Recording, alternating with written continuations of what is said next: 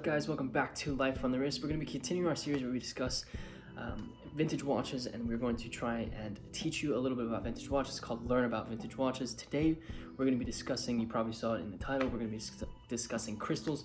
This was actually a suggestion from a viewer. I'll be sure to put up a picture of the comment of the individual who wanted to learn about crystals. That's what we're going to be discussing today. Thank you so much for the suggestion. It actually helps us to kind of create content that you guys want to see, and I hope this is helpful for you. If there's something that I missed, let me know in the comments and I'd be sure to answer your questions. But that's going to be the topic for today. If you don't know, we have created this series. I don't remember how many episodes we've created previously, but there's a playlist that has all of our videos in this series called Learn About Vintage Watches. So if you haven't seen those, be sure to check those out in the playlist that we've created. It's probably also in your side panel in your suggested videos, so you can probably find them there. But before we get into this video, if you didn't see our videos from last week, we have revamped our social medias, so be sure to check us out on Instagram, Facebook, Twitter, most recently TikTok. That is a new one for us. We've created some pretty cool videos over there. It's a cool platform. If you like 15 seconds worth of watches in chunks, it's a cool platform. Also, if you don't know, we have a podcast called Life on the Wrist Podcast. So if you want to get some more content from us, be sure to check that out where you get your podcasts.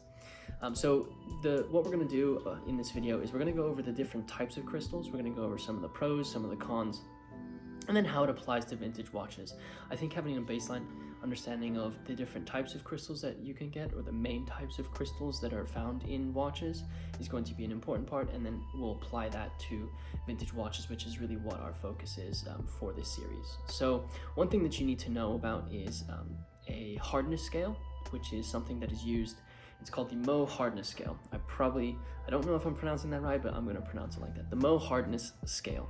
And this is essentially a way to rate the strength of crystals. And it tells you how hard the crystal is and how susceptible it is to chips, scratches, little dings, that type of thing. So we'll go over each type of crystal, or the main types of crystals, and then we'll tell you the Moh rating on it as well. So the first type, and this is probably something you've heard very often, and that is the acrylic crystal. The acrylic crystal has a rating of between 3 and 4 Mohs, so it's relatively soft compared to some of the other ones.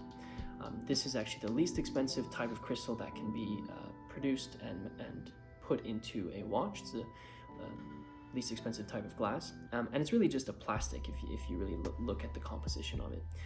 One thing that's attractive about it is it's quite tough. I mean, it's not going to be it's not like if I just hit it with my nail, it's gonna crack. So it's quite tough, but it's also flexible. So it'll bend, and it'll kind of give and won't be super sensitive to anything, let's say being put inside of a watch. It's also relatively light compared to the other types of crystals. That's another advantage of it as well. One of the things that is known about acrylic crystals, however, is that it's a very soft, 3 or 4 Mohs, and it's easily scratched. So that's something, if you ever look at a vintage watch and you see a lot of scratches on it, you can probably deduce that it's an acrylic crystal, and that's why it has so many scratches on it. These were used in a ton of watches early on when they were created. So that's the first type of watch crystal. The second type of crystal is made out of mineral glass. These are mostly used in fashion watches, and they tend to be treated with chemicals or heat to make it extremely scratch resistant. So if you ever look at a watch and you are amazed at the fact that it doesn't have any scratches on it, it could be sapphire, which is the next one we're going to talk about it, but it might be mineral glass as well. Mineral glass is not as common with people who are a little bit more, I don't want to say into watches, but people who are perhaps watching this video are going to probably not see mineral glass crystals as frequently as you would an acrylic crystal. Acrylic crystals are a lot more common when it comes to collecting vintage watches. So that's the second type. The third type is a sapphire crystal. I mentioned it previously, and sapphire crystals are something that are used in most modern watches today. It rates at about a 9 or a 10 on the Moh Hardness Scale, so it's almost double, it's more than double the hardness of an acrylic crystal. And like I said, it's used mostly in modern watches. This is actually synthetic sapphire, and if you compare it to acrylic, this is a crystal that's not going to scratch or shatter. It's a little bit less prone to those types of impact, I guess you can say, on the crystal.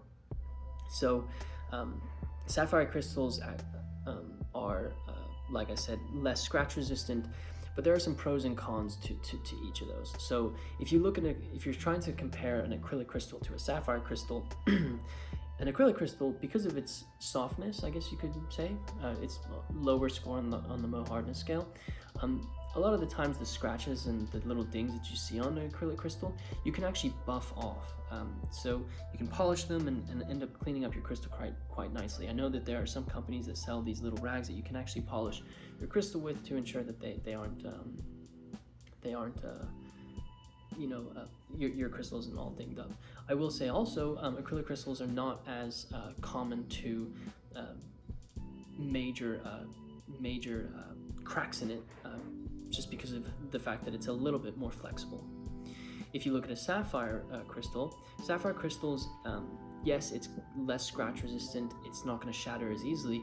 However, if you end up getting a ding in the watch or a slight indent in the watch, it's going to be permanent. You're not going to be able to polish it off. You'll probably have to end up replacing the entire crystal in itself.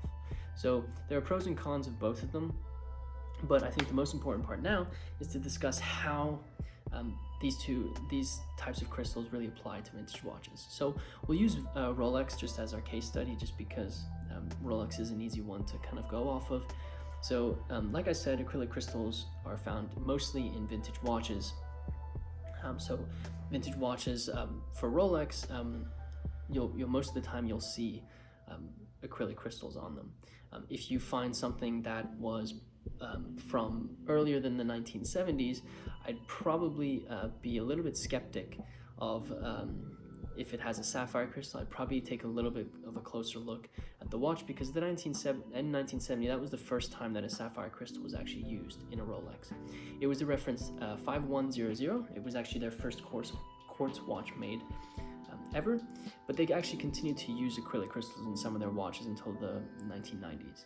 So you'll find between 1970 and 1990s both a combination of acrylic and sapphire crystals. Like I said, if you find a sapphire crystal in a Rolex watch that was manufactured before 1970, it's going to be a replacement crystal, and you probably want to take a little bit of a harder look at the actual watch to make sure that other parts of it weren't replaced, because if you're looking for a watch that's in original condition. If you're not and you just want that reference, you're okay with a replacement crystal, then it's totally fine. But I would still be skeptic if the individual who's selling you the watch isn't going to tell you that. So like I said previously, acrylic can be polished. Sapphire, the dings and scratches are a little bit more permanent, but that's basically the story of the crystals that you'll find in vintage watches. I used Rolex as kind of a case study because I think Rolex is probably what you follow, and we followed Rolex's history a little bit more than some other watches. But I think that I'll give you kind of my personal opinion at the end of the day. I really don't, I'm not someone who pays a lot of attention to crystals. It's essentially just the glass that covers the dial of my watch. But I will say that I kind of like seeing old Submariners or old dive watches that have kind of like a scratched up dial, or scratched up crystal, because it's acrylic and a little bit more susceptible to that. I kind of like that. And the reason why I like that is I think it shows kind of the history of that watch, and it gives it a little bit more character. I think there's a fine line. If you have one or two scratches, it probably looks a little bit not as nice, but if it's completely scratched up and the case is a little bit beat up, I think it just gives the watch a little bit more character. But I will say that I have modern watches in my collection, and they have sapphire crystals, and I haven't had any issues with them, and that's probably a good thing. So you probably don't have to pay a lot of attention to sapphire crystals, because you know that they'll always be protecting your watch. So if you made it this far and you haven't already, be sure to smash the like button for us. It really does help us out on this series. I think we've got a lot of great reception for this series, and I'm excited to see what we discuss in our later videos. Also, the subscribe button is right next to that like button, so be sure to hit that. I said in the beginning of the video, but be sure to check us out on social media, Facebook, Twitter, Instagram, most recently TikTok. I'm really enjoying interacting with you guys a little bit more. We've revamped our social media, so it's been a lot of fun over the last couple weeks to be talking to you guys a little bit more about watches. TikTok's fun. I will admit TikTok is a lot of fun. If you are a skeptic on that social media platform, just give it a try. And with that said, guys, hope you enjoyed this video, and until next time.